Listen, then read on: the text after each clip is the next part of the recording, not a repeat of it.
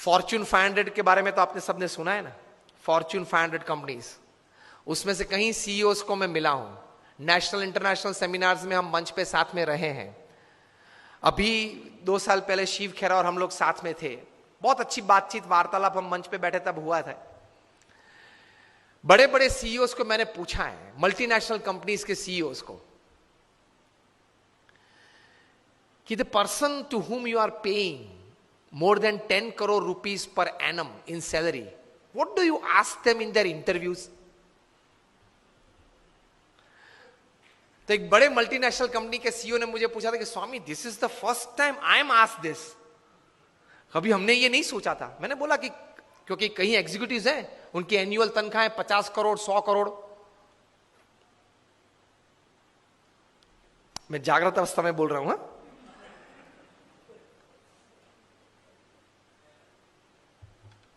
ये बहुत बड़ी सॉफ्टवेयर बनाने वाली कंपनी है,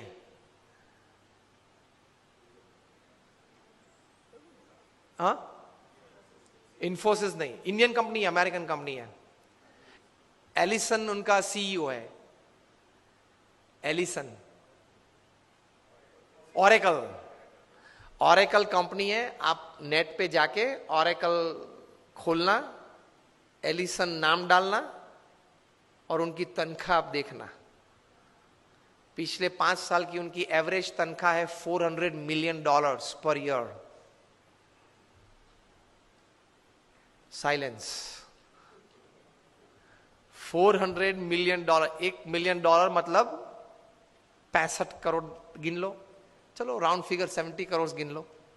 $1 million is $10 lakh is 7 crore rupees. So 400 million is 2800 crore rupees per annum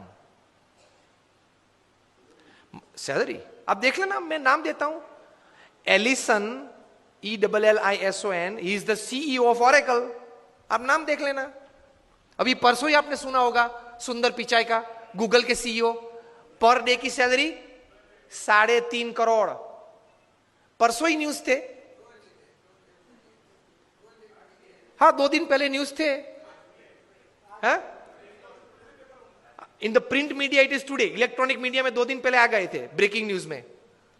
last year financial year की पूरी सैलरी उनकी 1285 करोड़ थी,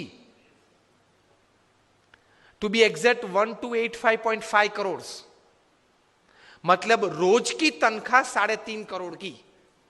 सुंदर पिचाई गूगल के सीईओ, अब देख लेना। मैंने इनको पूछा, इनकी एमएनसी की टर्नओवर थी 2.5 लाख करोड़ की। हम दिल्ली में एक फंक्शन में साथ में थे, मंच पे बैठे थे, मैंने उनको पूछा कि दोज एग्जीक्यूटिव्स हुम यू पे मोर देन 10 करोड़ और 25 करोड़, उनको इंटरव्यू में आप पूछते क्या हो? क्योंकि उनके पास डिग्रीज तो एक्स्ट्रा ऑर्डिनरी है, he is a double MBA from LSE और हार्वर्ड, एकेडमिक्स तो पूछना नहीं है। इतनी बड़ी तनख्वाह देते हो तो वो 10-15 साल का अनुभव तो है उसको। 10-15 साल में उसने 50,000 करोड़ 1 लाख करोड़ मैनेज किए हैं, हर साल टर्नओवर किया है, ऐसी कंपनीज में ही बड़ी बड़ी पोजीशंस में वे रहे हैं। तो उनको नेटवर्किंग में पूछना नहीं है, एडमिनिस्ट्रेशन में पूछना नहीं है, HR में पूछना नहीं है, मैनेजमेंट में पूछना नहीं है, ग्रोथ के बारे में आपकी क्या सोच है वो पूछना नहीं है। आप पूछते क्या हो उनको इंटरव्यू में?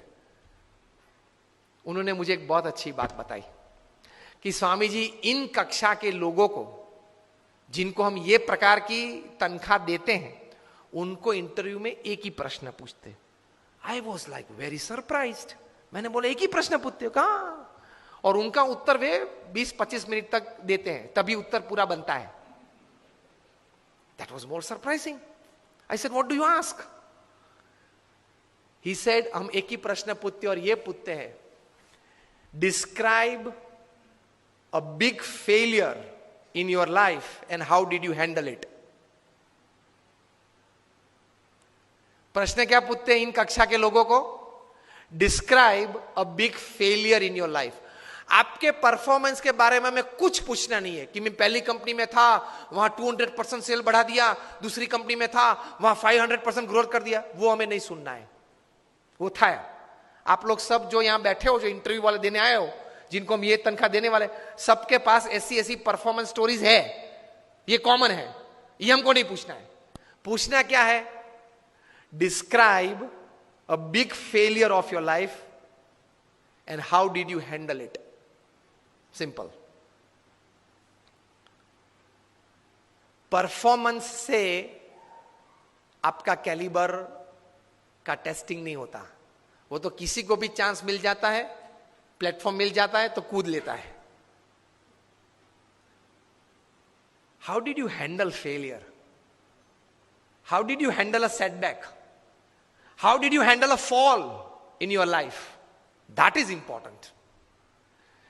क्योंकि अब रूटीन में जब हमारी अगर हमने आपको हायर कर लिया, रूटीन में हमारी कंपनी चलती होगी, तो आप तो अच्छा परफॉर्मेंस दिखाए नहीं वाले हो.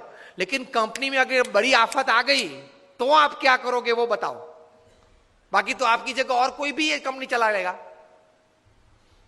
Isn't it a very important question?